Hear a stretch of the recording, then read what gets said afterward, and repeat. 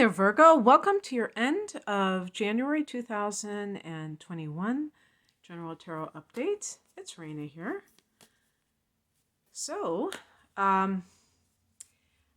astrologically, there's going to be a full moon on January 28th or thereabouts. I don't know what time, so it could be day before or after, depending on where you live. That is at, I think it's 9 degrees of Leo. So Leo is the sign right before you. So for the 0 to 9 degree Virgo sun and rising, this will be in your 12th house, and this will be a very dramatic letting go of something in your life, or maybe this is a major kind of a shift. This is the house of karma and all kinds of things that have to do with the ways that we trip ourselves up. And so this could be bad habits of some kind. And this can be like being able to see them in full light and be able to release them. The full moon brings awareness. It can bring things to a head, and it can let go of those things. Whether you're consciously making an effort or whether it's just the time when that is supposed to end for you. And sometimes I do think there are maybe things beyond this lifetime that determine that. I don't think everything is free will. But I do think it's still free will. It just might be that your soul planned it that way, that you were going to have a season, and that season ends at a certain time. Now, for others, this will be in the 11th house. A lot of you, this is going to be in the 11th house and will be more of a connection with your long-range goals. Maybe you're going to realize one of those goals. It's also the house of friendships and the groups that you belong to, and those may change in some way. So an example would be if you're moving house and you have to say goodbye to your friends that you have made in the area that you're in right now. So just wanted to give you that kind of little tidbit of what's coming. We are having Mercury retrograde, and Mercury is your ruler, which is happening, I believe it's on the 30th, and it's in Aquarius. And this is your house, the 6th house of work. So this could have, if you're looking for a job and you don't hear back in January, don't fret. It may be something that is delayed. Mercury can bring delays. This is the area of the workplace, or any kind of workplace matter that you have wanted to kind of get settled, whether it's a salary issue or what have you. Don't fret about it, because you are going to have a new moon here in February, and that may be when things get resolved, because that's going to be right around the time there'll be a little bit before Mercury turns direct, but you may see some kind of shift, in other words, at that time. So don't worry. By the third week in February, you may see exactly what's going on. So also this could involve misunderstandings with coworkers, and maybe even researching a diet. That could possibly be it too. I'm using the Wild Unknown tarot deck for this particular reading. So in case, this is not the one I always use or normally use. I do kind of go back and forth between the decks I use, but I don't have a lot that I use regularly. This is one of my go-to decks. I really like it. I really connect with it. So this is one of the pictures that's a little crazy, but I'm going to pick an additional card. Okay. All right. Yeah, you might be rethinking your job, with that Mercury retrograde, because some of these cards almost go along with that idea. So this is the heart of the matter, the Eight of Cups, which is a card of leaving behind something which is not nourishing your soul. And so there can be a strong spiritual influence here. And again, maybe that is what that full moon will mean to you at the end of January, is really highlighting, does something really nourish me spiritually? Because Virgo is an earth sign, this may not be something that is first and foremost in your consciousness, because this is just par for the course as a Virgo, that you really are concerned with practical matters. You rule the sixth house where that Mercury retrograde is occurring, and the opposite house that Pisces rules, your opposite sign, is a 12th house where that full moon is going to be. And that is that area that is very mystical, not practical, but mystical. And yet everybody has that side, whether it's dormant or whether it's active or in between. So this is the kind of thing, people may not see it as a spiritual matter, but let's say they're in a relationship with somebody and they're not connecting emotionally, and they sense that there is more to life than what they're experiencing in that relationship. That person may not be an abusive person, may not be a not nice person at all. That person may be a sweetheart, but they sense that they're not in love with them, not in some kind of like Harlequin romance type of thing, but that real sense of spiritual connection. And they may just say, I'm not in love with this person, but they don't fully sense that this is a spiritual alignment that they are looking for. And spiritual not meaning some kind of ritual that you're doing or belief system that you're adopting, but just this sense that you belong with somebody, that you are assisting each other's growth, expansion, if you will. And that can apply too to the type of work you're doing. In the past position, we have the Three of Swords, and this is a card of a feeling of rejection. If this is romantic, this can be like a lover's triangle, maybe being cheated on, where there's a third party, and there is this sense, or I was going to say, or you could be the one that is doing it, but no, I wouldn't see it that way, because you're feeling the rejection. So something is coming into your reality that is giving you that feeling of being unwanted.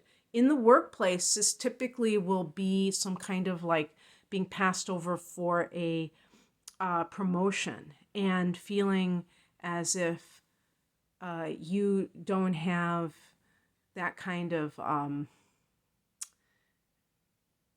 that you don't have that kind of talent, or whatever you want to call it, that they're looking for. And of course that may not be true. There may be completely hidden reasons that are not disclosed to you. For instance, that person may be a brown noser, or maybe they have some secret connection to the boss. Who knows? It may have nothing to do with your actual abilities, but Virgos are very hard on themselves, self-critical, perfectionistic, and have a tendency to think the worst, I think, sometimes. Hey, I have a moon in Virgo.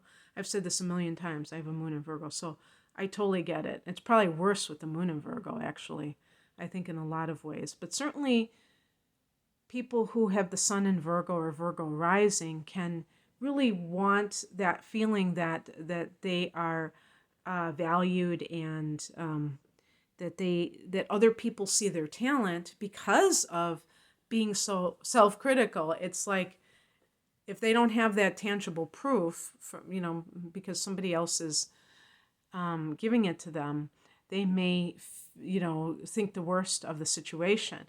But let me see. So the higher message is the Seven of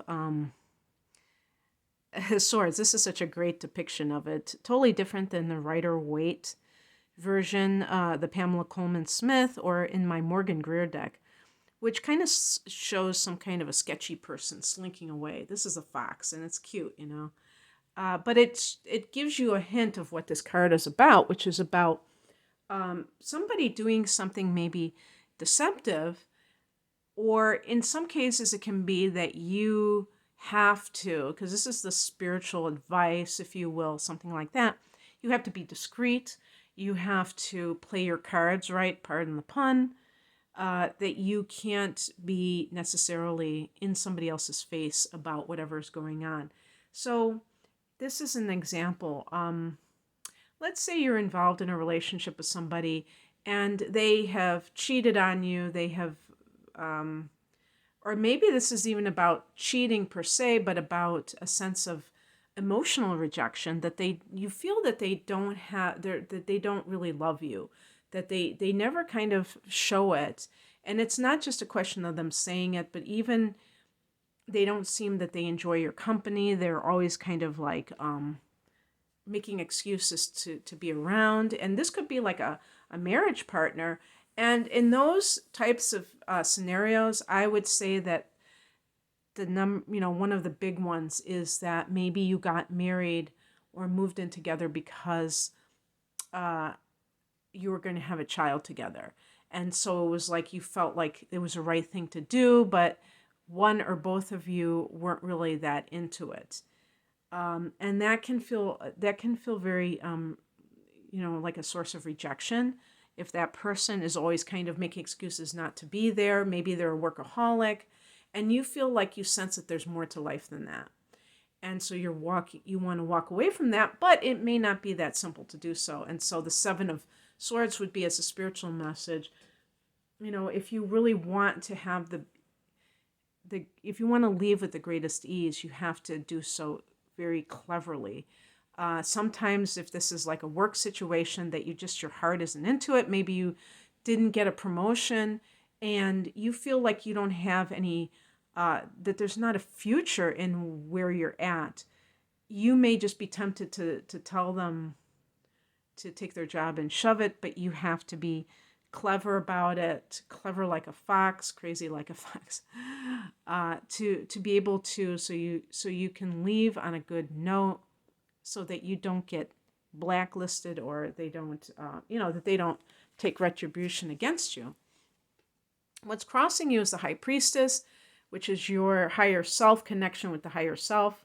Maybe you are avoiding it for a reason, like I said before, because you think that that's not practical, that's not where it's at. You're just, you want to focus on what is here and what is now.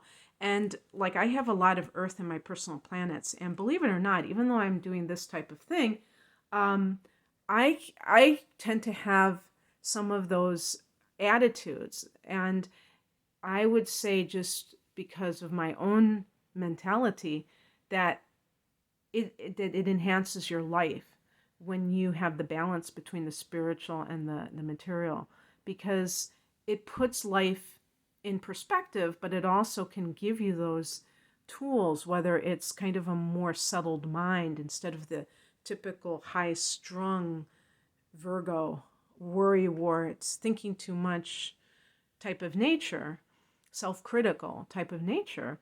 That's, one thing is that it can elevate your consciousness. So you're not thinking about these mundane things, what if, that you probably won't even manifest. But then, speaking of manifestation, it can open you up to greater abilities, things that you never thought you would do. Maybe ideas can come to you that can change your life. And never doubt that you can have these, things in life that can be like, you look back and you see that was the turning point in your life. And actually, I can even say that the Seven of Swords might be that, because the number 7 is about turning points in our lives in numerology, and the swords relate to thoughts. So that is a card that can speak about strategizing, but I would even include, I was just listening to Abraham Hicks, and Esther used the term deliberate creation. And I really like that. I'm going to use that more often, because it's like being a conscious co-creator, setting out to create something and not second guessing yourself. And this kind of supports this, because this is what's coming in, the Star card. There might be some kind of, your wish fulfillment. That actually, we talk about the Nine of Cups in that sense. But what I mean by this is that, when you wish upon a star, um, this card connects to Aquarius. And I was mentioning that for many of you, that full moon is going to be in your 11th house, which is your hopes and wishes. And you may have some demonstration of your wishes coming true by the end of January, Virgo. So if this seems like, utter poppycock, just something that is coming out of left field, welcome it into your life and say, maybe this is something that I had hoped for, that I forgot that I wanted, a forgotten wish that comes to fruition. The full moon is about fruition. Now, the star card is about faith in unseen forces. And that is one of the things that is the hardest part, especially for earth signs, is when something is intangible, to believe in it. And that was another thing in that, when I just listened to with Esther, Law of Attraction, talking about that, about people who think that reality is whatever they have created by virtue of just allowing to happen in their life, and that is reality. The idea that you could direct your energy in a certain way to accomplish something is fairly outlandish to those kinds of people. And yet it's happening left and right, And I'm sure all of us have had experiences where, maybe extended periods of time that we just had things happen to us and we weren't really going after them. We were just kind of going along with the program. And sometimes there might be some positive outcomes. I wouldn't say that it's always going to be negative, but they're very uncontrolled. And so when you really want to create something, it's like, writing a novel, writing a song, or painting a picture. You're not just, you have some kind of an idea of what you're trying to create. And this means that you have to put your thoughts into order before, and then into motion, and then, do what you can on your end as you're creating with the universe, whatever it is that you want. I also see the star card when somebody has come through a challenge of some sort and they've made it through. I was just thinking of that Barry Manilow song, I Made It Through the Rain, and then does this look like a warm and fuzzy card? I got this as the outcome, so I am going to, I did pick an additional card, which was much more positive. The Nine of Swords as the outcome is, to me, like a cautionary tale. If you do not take hold of your thoughts, they will control you. And this card connects with anxiety. And, I think the worms and all that stuff is really, to me, symbolic of, it's almost like Pluto or the 8th house, where it's kind of like something festering, rotting underneath the shadow self, where anxiety lives, is underneath the surface. And so you can have a very placid, calm surface, and then underneath there can be all this turmoil. And it comes out at night a lot of times if people work during the day or they're busy during the day. And so if you are like in a situation where you want to get out of it, you have to begin to take those action steps, and you can't just try to tolerate it, because like the 8 of Swords, the 8 of Cups to me is a very active choice that the person is making, where they're doing the leaving. But sometimes people do not leave. They want to leave, but they don't leave. And what this is saying is that things are not going to magically get better in that work situation or that relationship situation, you're going to still feel a sense of, like anxiety about it, and it's not serving you. You have and I think that in March, when you have, I think, is that March? Yeah, I think it's early March. There's going to be a full moon. No, it's late February. There will be a full moon in your sign, Virgo, and that might be the time when this comes to a head for you. So now is like kind of that in-between stage. But I got a very nice confirmation card. The Three of Wands, which is a card. The number 3 is about expansion, and wands are about desires, ambitions, and joy, autonomy. This is a card that speaks of new horizons. So it really is about getting over that hurdle of actually leaving a situation. That is going to be the challenge. But you have something to look forward to, something that will put a smile on your face, a spring in your step, and make you feel like you're in control of your life. Anxiety a lot of times is when people feel that they don't have control over things at all, where they just feel like everything's haywire.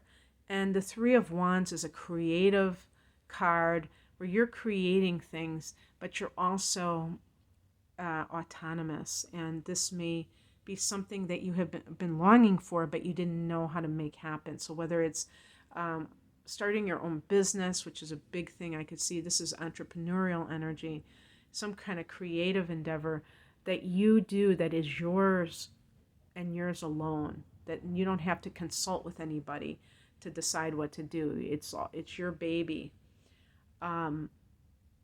You can, pour your energy into it, even if you're still working someplace and feeling that anxiety, and that anxiety will begin to abate because you know that you have an escape hatch.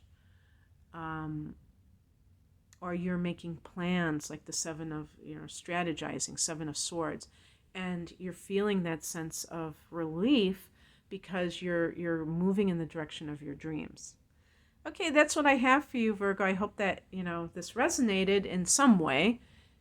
If you would like a private reading, I'm primarily an astrologer. I do the tarot because tarot is a very popular genre within within this type of spiritual community. But I do astrology on here as well. I do monthly readings. I haven't done one for February yet, but I have January's up. If you haven't heard it, they're more like podcasts. But it's on my channel. But private readings, click on the link below. Thanks for watching. Take care. Bye.